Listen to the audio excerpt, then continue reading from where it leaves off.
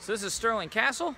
We're going to be heading in there. We'll walk around. I'll do some video of it for you so you can save the £5 or whatever it is to get in when you come visit Scotland. Nah, I'm just kidding. You're going to want to see it yourself. But anyway, I'll give you a little preview.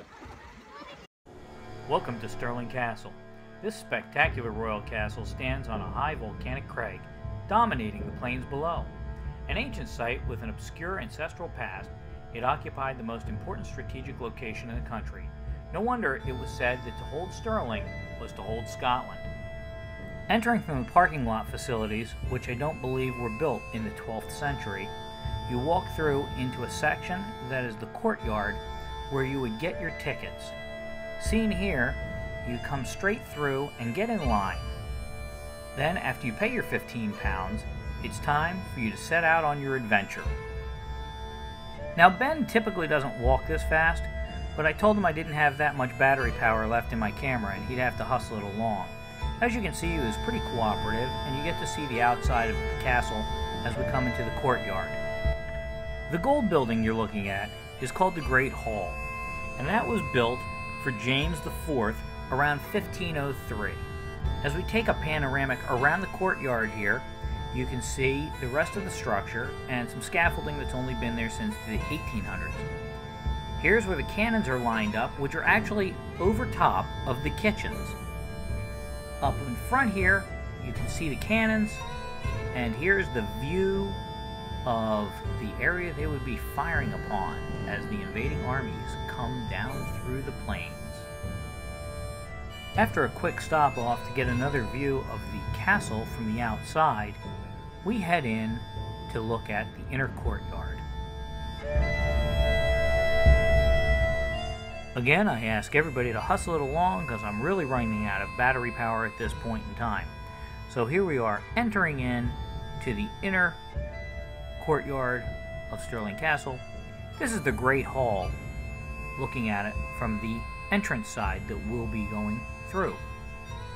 Here's another building. It's a very important building, and I forget what it is. And, same thing for that. You'll see them from the inside, and we'll figure it out from there. But anyway, here's a better view of the courtyard as the Great Hall is to my back.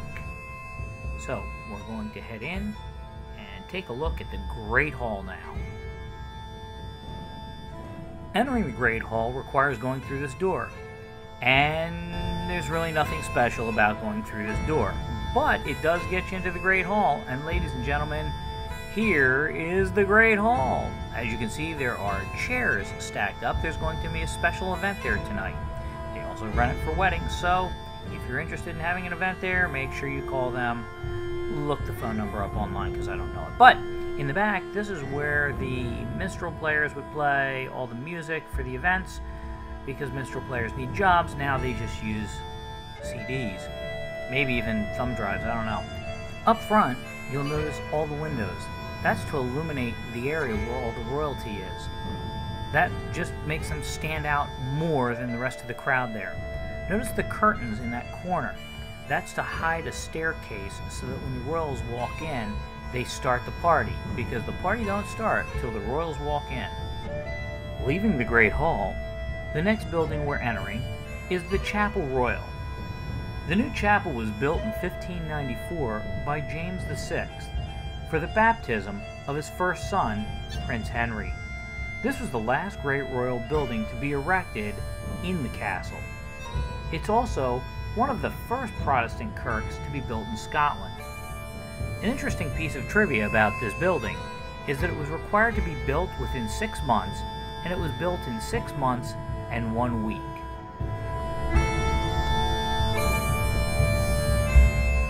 Leaving the Chapel Royal, the next step on our trip was the King's Old Building. The King's Old Building is a fine suite of lodgings commissioned by James IV as his own residence, though it was much altered in the later years for military use. It now houses the Regimental Museum of the Argyll and Sutherland Highlanders. As we enter the original castle, I really don't know what this room is for, but there's a good reason for that. I was filming outside when the tour went inside. By the time I finished filming and I walked inside, They were finishing it all up, and I think the tour guide was saying, and that's why this room is like that. I have no idea what's going on, but this room I can tell you all about. This room is called the King's Inner Hall, and its ceiling is gloriously decorated with replicas of the Stirling heads. These were specially commissioned as part of a project to represent the palace interiors, and it is pretty cool. Check out all the different pictures of the people of Stirling that had some kind of importance or nobility.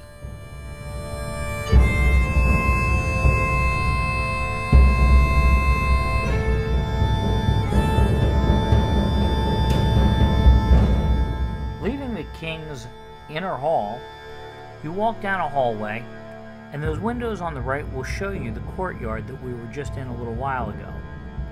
Now, as you get to the end of that hallway, there's that secret staircase I was telling you about, where royalty would make their grand appearance, say Mary, Queen of Scots.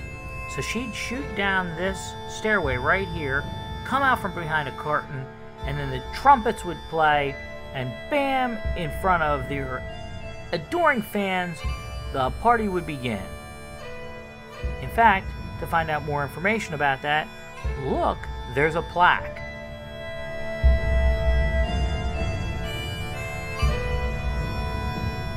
Okay, we take the stairs back up through the secret hallway and back into the King's Inner Hall. Then we take a quick left and we're going to head over to the bedrooms. The first bedroom we're going to walk into is going to be the King's bedroom. Again, another large room and great paintings on the ceiling. I think I'm going to get my house done the same way.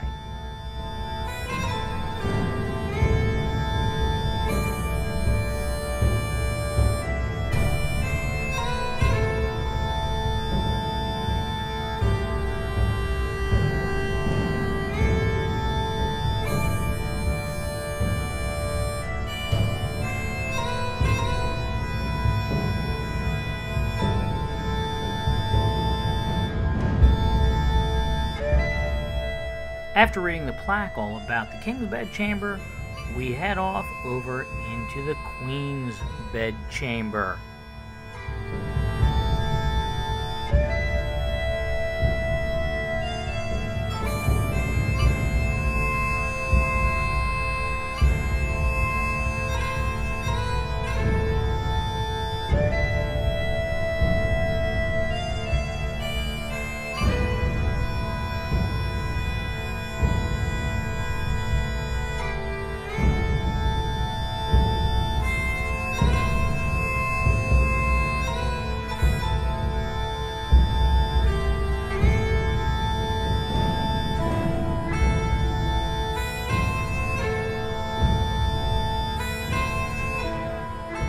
Exiting the Queen's Bedchamber, we head into the Queen's Inner Hall.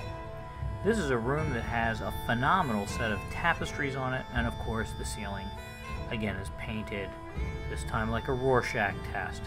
But it is beautiful, and I'm not really sure what that room was used for either, other than entertaining guests.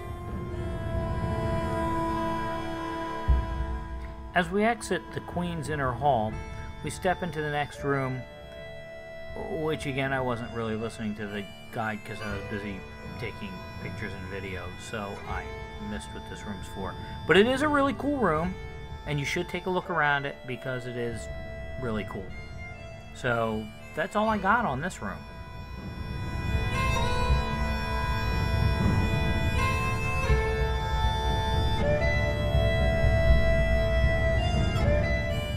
Now as we leave the room with no name, we race down through the hallway, through a door that says, "To the Inner Close." Outside of that door, there's a stairway that takes us to the outside of the castle. It gives you a spectacular view of the valley, and not only that, it has an absolutely bitchin' cannon in the corner. So if you want to shoot at your neighbors on a Friday night after a drinking spree, there's a cannon waiting for you to do it.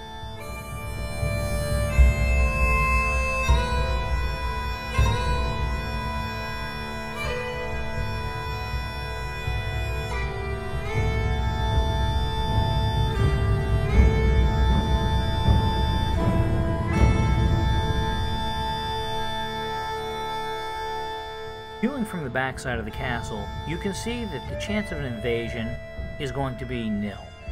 Nobody is going to scale a cliff to get to the castle. For that reason, the invading forces have to come through the front door. That's why the front is so heavily fortified, and there's only a couple cannons in the back.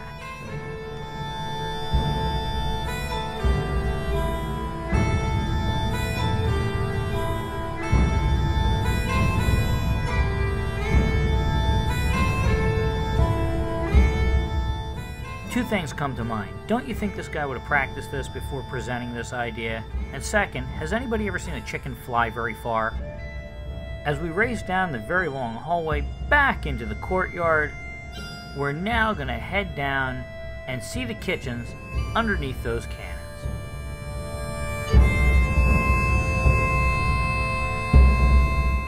Down under the ground, men, women, and children work preparing all of the foods. They salted and pickled meats to go through the winter and cooked all the foods for all the celebrations. This was hard work, and it went on day and night. In one moment, you will see exactly where they worked and what it looked like.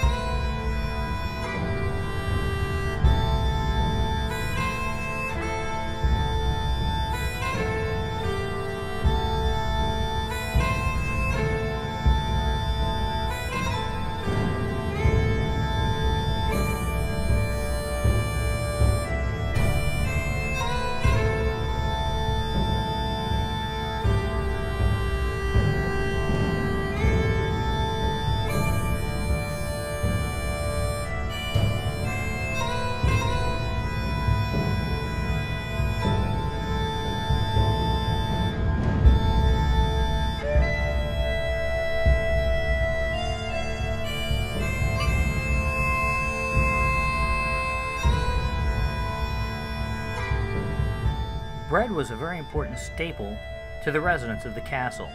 This is the bakery where they made all the bread.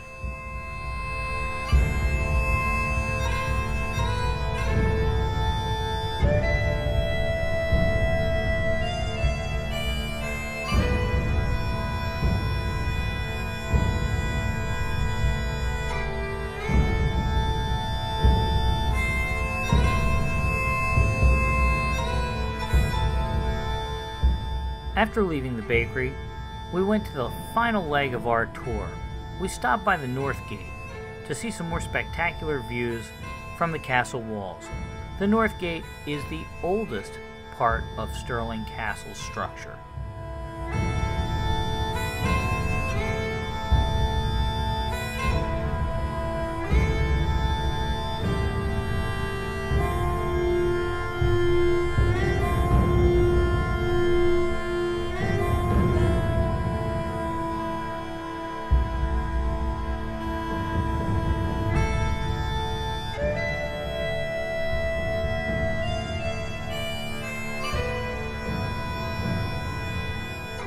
This concludes my tour of Stirling Castle, which includes almost no history, but a whole lot of video.